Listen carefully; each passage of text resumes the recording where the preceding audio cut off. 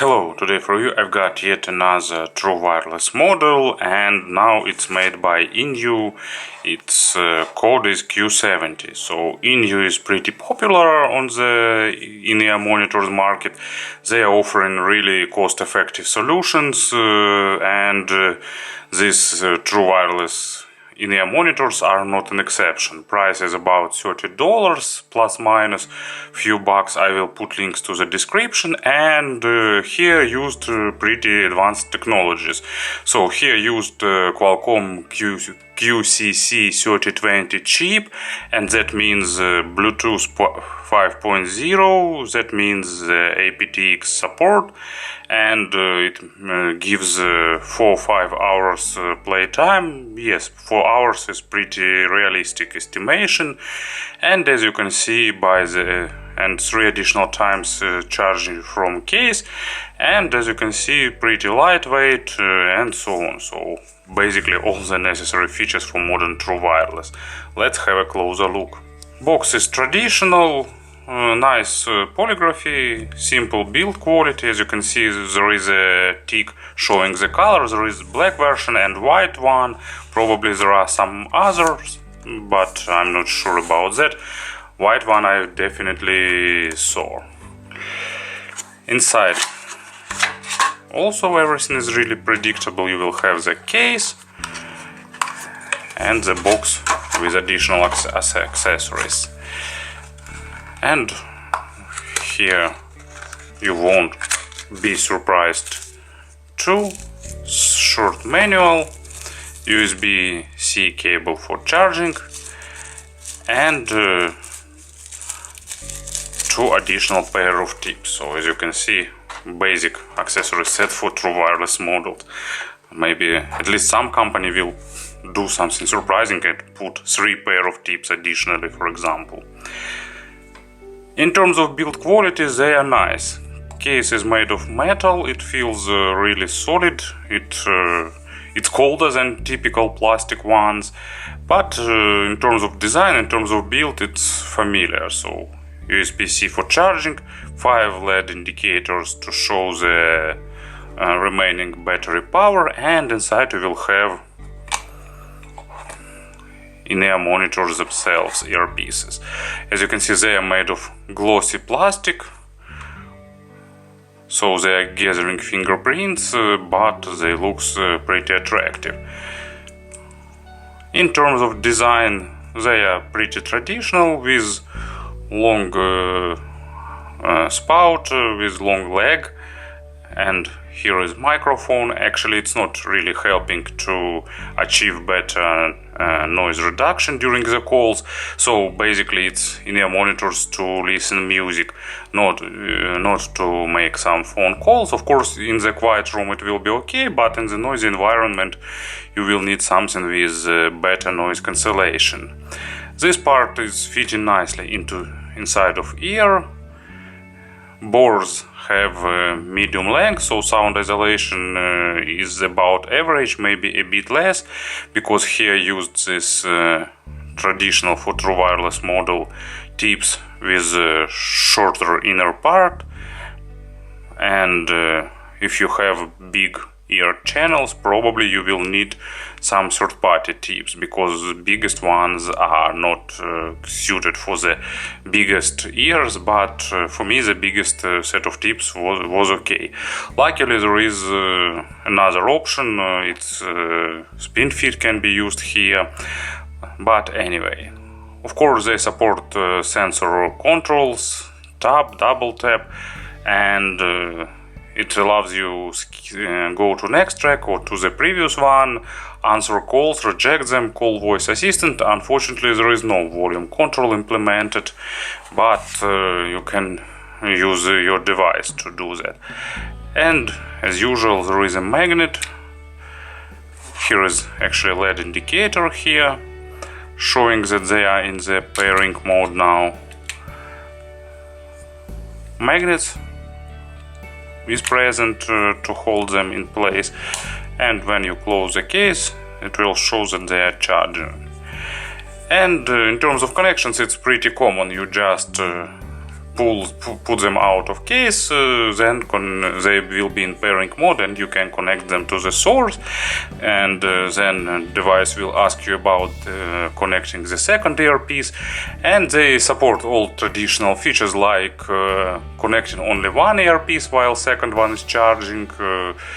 Receive quality, connection quality is normal, up to 10 meters with one thin wall, but as usual, when you will be in some place where there are a lot of Wi-Fi networks, there could be some hiccups, but it's typical for the true wireless models. And that's pretty much it. As you can see, nicely built and true wireless model with common features. And of course about the sound, so let's have a player to provide an examples. I'm using M11 because it has the most recent version of my media library usually. And in terms of tuning, Yinyoo Q70 is, pretty V-shaped signature with not so recessed mids, but with super heavy hitting low frequencies. I don't know why, but three recent models that I reviewed used 6mm micro driver, and all three showed really huge amount of low frequencies, and this one is not an exception, but this one is focused more on the mid bass, so probably this one is going somewhere to my level of acceptable, because these hits of bass are fun, but with some electronic music, for example, they become too much for me. But of course, if you like such music and if you like hard hitting bass, it will be a really good option for you. So lows are pretty well controlled, depth is normal but not maximum, because maximum depth in true wireless is cut by the Bluetooth codecs, because it's cutting the lowest layers of bass, but they hitting with mid bass so strong that you probably won't be missing bass body, or you won't be missing bass impact, punch or something like that. And at the same time, bass is normally controlled, and it's shadowing mids a little bit due to physics, but it's not muddy, it's not slow, so resolution is normal, as well as texturing. Of course, a bit more definition would be nice, but we are speaking about an expensive true wireless model, so I think for this level it's more than okay. And as an example, I think it's pretty predictable, but here it is, it's Firestarter or any other electronic music, because these in-ear monitors are created for such genres, and they will satisfy you with these heavy hitting low frequencies. It's nice when you do some active sport, for example, or jogging, but actually there is no sweat proof or any level of waterproof declared for this in-ear monitor, so probably it won't be the best model for active sport. But from other point of view, I am not sure that sweating will damage them, but who knows, I'm not expert here. Anyway, nice, enjoyable, heavy hitting bass, perfectly suiting for electronic music. For acoustic, or how to name them, real instruments, sometimes bass is a bit exaggerated, but pretty acceptable because of normal resolution. But of course, body of instruments that goes really to the low domain will be increased, so acoustic bass or double bass will be moved to the first stage and will be dominating. But anyways, many people like such tuning. Mids are also on the warmer side because of additional weight, but at the same time I can't say that they are too soft or muddy. Resolution is normal, not superb, not bad, somewhere in between. It's also common for the true wireless models, because the aptX codec is also reducing resolution a little bit, but still I can't say that they are lacking resolution. Maybe they are not, as resolving as some hybrid in-ear monitors or balanced armature ones. They are definitely not focused on the micro detalization, but anyway, they sounding pretty natural and, well, maybe not natural. Mids are natural, but of course big, huge hitting low frequencies are not so natural.